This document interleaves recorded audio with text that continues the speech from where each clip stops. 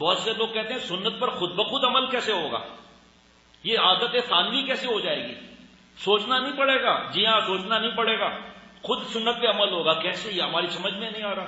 جو گاڑی چلاتا ہے اس کا حال کیا ہوتا ہے؟ جو سیکھتا ہے گاڑی، ہاں کیسا گھبراتا ہے، کبھی گیئر کو دیکھ رہا ہے، کبھی اسٹیئرنگ کو دیکھ رہا ہے، کبھی بریک کو دیکھ رہا ہے۔ ہوتا ہے نہیں ہوتا؟ گاڑی سیکھنے کے بعد گاڑی چلا رہا ہے، ہاں جی ہاں السلام علیکم، ہاں ٹھیک ہے خیریت سے، پھر رکھا، پھر گیئر بدلی کیا۔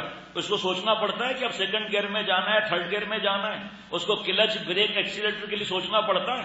ٹیلی فون پہ بات کر رہا ہے، گاڑی چلا رہا ہے، دنیا کے کام کر رہا ہے، سنت پہ چل رہا ہے، 100 شہید کا ثواب لے رہا ہے۔ اور تو شروع میں تو تکلیف ہوگی نا، شروع میں تو دھیان رکھنا پڑے گا کہ مسجد میں سیدھا پیر ڈالنا ہے، نکلتے ہوئے الٹا پیر، چند دن کے بعد سوچنا نہیں پڑے گا، چپل پہنتے ہوئے سیدھا پیر، پھر الٹا پیر، پیر نکالتے ہوئے پہلے الٹا پیر پھر سیدھا پیر، 100 شہید کا ثواب مل رہا ہے، کام بن رہا ہے۔ بلندی پر گئے، اللہ اکبر، نیچے اترے، سبحان اللہ، چاہے مسجد کی ایک سیڑھی ہو، ہمارے شیخ فرماتے تھے ایک دفعہ اللہ اکبر کہہ دو، 100 شہید کے برابر ثواب لے لو۔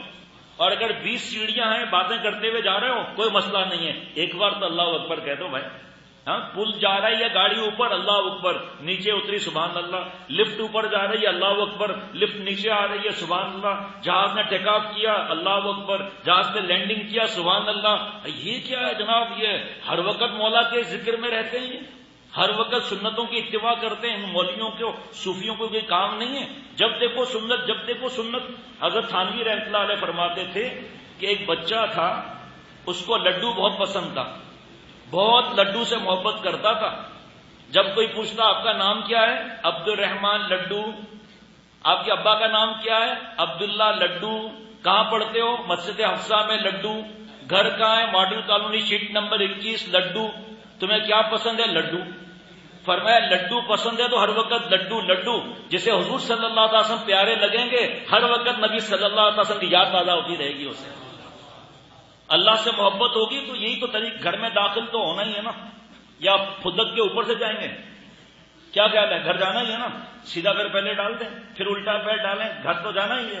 سنت پر گئے، ثواب مل گیا، اب گھر داخل ہو گئے، سنت کے مطابق داخل ہوئے، گھر داخل ہو کے دوسری سنت، السلام علیکم ورحمۃ اللہ وبرکاتہ، مسکرا کر داخل ہوئے، سنت کا ثواب۔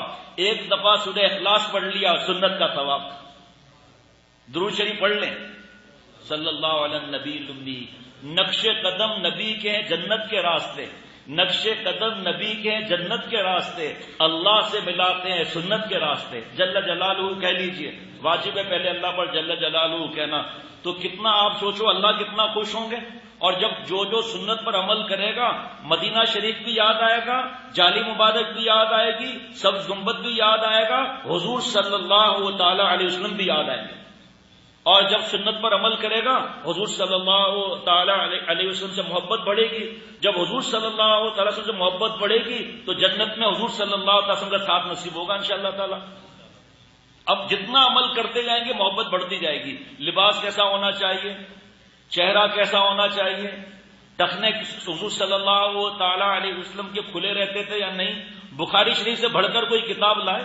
ما اسفل من الکعبین من الازار فی النار، چلنے کی حالت میں، کھڑے ہونے کی حالت میں ہم مردوں کو ٹخنا چھپانا حرام ہے، چاہے وہ لنگی ہو، چاہے پینٹ ہو، چاہے ٹراؤزر ہو، چاہے شلوار ہو، چاہے جبہ ہو، چاہے احرام ہو، ٹخنا چھپانا حرام ہے مردوں کو۔ الٹا وقت آ گیا، عورتیں ٹخنا کھول رہی ہیں اور مرد ٹخنا چھپا رہے ہیں۔